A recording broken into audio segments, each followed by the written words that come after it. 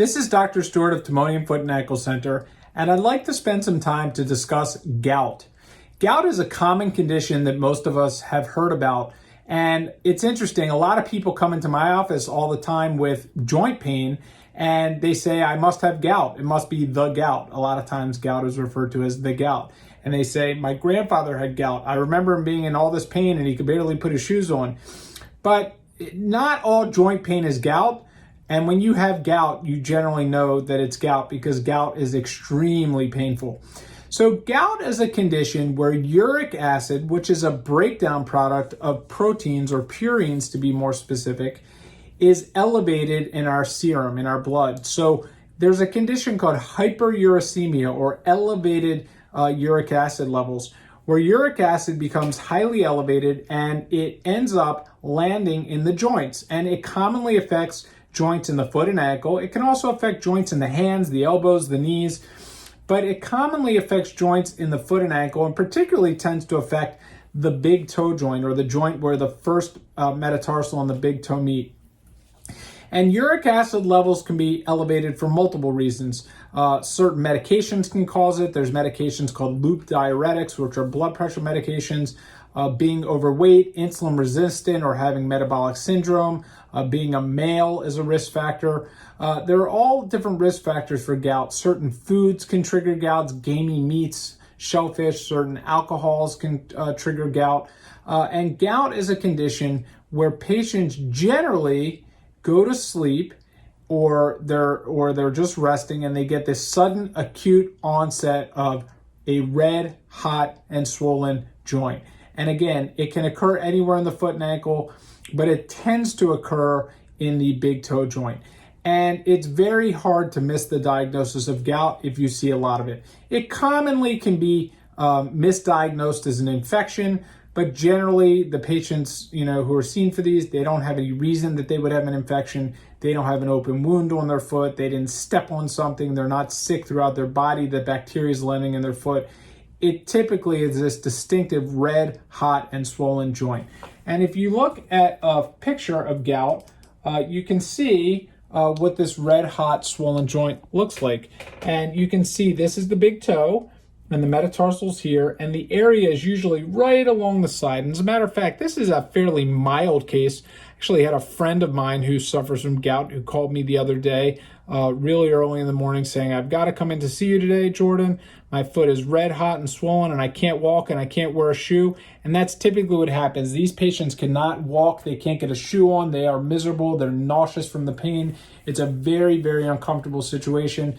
They can't touch the sheets, can't touch their foot, and they need to get out of pain. So there are different episodes of gout that we need to discuss, which is acute, where this occurs out of nowhere, or chronic, where people are suffering from the chronic effects of gout. So what happens is gout, uric acid, which is this breakdown product of proteins, or more specifically purines that we eat, it can become elevated. And when it becomes elevated, it comes out of solution. So really, what does that mean? Let's have an understanding of what out of solution means. And out of solution means if you have a cup of water and if you have a cup of salt and you pour some salt into the water and mix it together and you still have water, that means that the salt is in solution. It's still within the solution. But if you keep pouring that salt and you get a whole buildup of salt, eventually what can happen is you'll have more salt than water, and that by definition means that the salt has precipitated out of solution. So when salt precipitates out of solution, you end up having this elevated uric acid level, or when these uric acid crystals have precipitated out of solution and they find themselves lingering in the joints, and they become out of solution in the joints and they create this intense inflammatory response, which causes this red, hot, swollen joint. And when these patients come in again, they can't walk, they're compensating, they're not wearing a shoe, they're on crutches, they've taken some ibuprofen, some Tylenol, and nothing is touching their pain. So we obviously will do some plain film x-rays to make sure there are no other causes. We're making sure that they're not fractures that we're missing or any other causes of this pain. But generally, the history tells the picture when you're dealing with these patients. You want to make sure they're not on these medications. Certain medications can cause gout. Loop diuretics, which are blood pressure medications, can cause gout. That can be a cause or precipitating factor. You want to ask them the foods that they've eaten in the last few days, or the day prior, that may have triggered this. And you want to treat their acute pain. So there's acute and chronic gout. When it comes to the acute gout, the treatment for acute gout is pain management and modifying the ability to walk comfortably. That includes ice, elevation, compression socks, if needed, a walking boot or crutches, or certain shoes, surgical shoe, and then treating them with medication. And medications can include oral steroids, anti-inflammatory medications. There's a medication called colchicine is frequently used. And I like to use steroids when it's reasonable, meaning if there are no contraindications, because steroids really directly target the joint. You can't keep giving steroids over and over again in the same joint. However, if you give the steroids for 1 or 2 gout episodes and there's no contraindications, no thinning of the skin, it's a generally good, it's in my experience, the best way to get patients out of acute gout pain.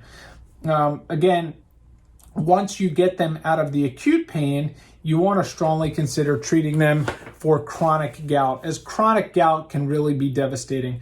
I want to show a case that I had several years ago. This case was referred to me, and this case was a case where a gentleman came in. I'm not going to show the clinical picture, but I'm going to show the x-ray, where the clinical picture was a big wound on the foot. There was a big wound right here on the foot, and it was spewing out this white material that looked like chalk.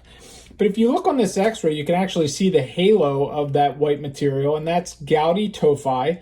And you can also see that this bone is eaten away, and it's described as like a mouse was eating at this. It's chomping at it. And essentially, what happened was this patient was seen at a wound care center and referred to my practice because they told him he needed his foot amputated for an infection. And this is a scenario where wound cultures were negative for infection, and he was spewing out this white material, and he decided to get a second opinion referred by his primary care physician, who I do a lot of work with. And we diagnosed him with gout. We made sure that the bone was sent off to make sure there was no infection, and we got his gout under control, and we treated him. And we ultimately ended up doing surgery to eliminate this painful joint. And we took him in and we fused this joint together. So if you go back to this, you can see we fused this joint together. We eliminated the joint space. And this x-ray is taken a little earlier on, but eventually this bone fused together.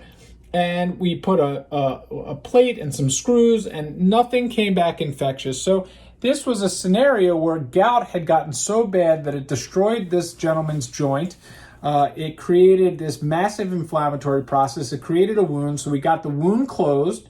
We got his foot under good control, and then we took him back and we removed the joint so that he could no longer get gout in this joint, and we treated him chronically with medication.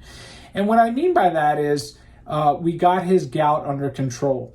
And this scenario that I'm showing here is uncommon, but this is just an example of how out of control or poorly controlled gout can really be devastating. So when someone comes in with an acute attack once, can you monitor them? Absolutely. You can see if they have a second event, but you want to really educate them on diet and understanding that there are certain foods, and they want to read about diet and read about alcohol consumption and understand that modifying those factors and exercising and controlling blood pressure and making sure there's no medications that cause it are all reviewed. But at the end of the day, they still need to consider medications, because gout with diet can only be controlled within certain parameters. So when we talk about uric acid precipitation, remember that analogy of the salt. These uric acid crystals precipitate out of solution when the serum uric acid is at about 6.7 milligrams per deciliter. And it can happen at a lower level of 6.7 milligrams per deciliter, but the target value for patients who are being treated on gout is about 6 milligrams per deciliter. The issue arises is that when you check someone for their uric acid levels when they come in with an acute gout attack, sometimes those levels will actually be normal in the blood, and you can be misled and think that this is not gout. And you can say, oh, they don't need to be treated for gout. They don't have gout.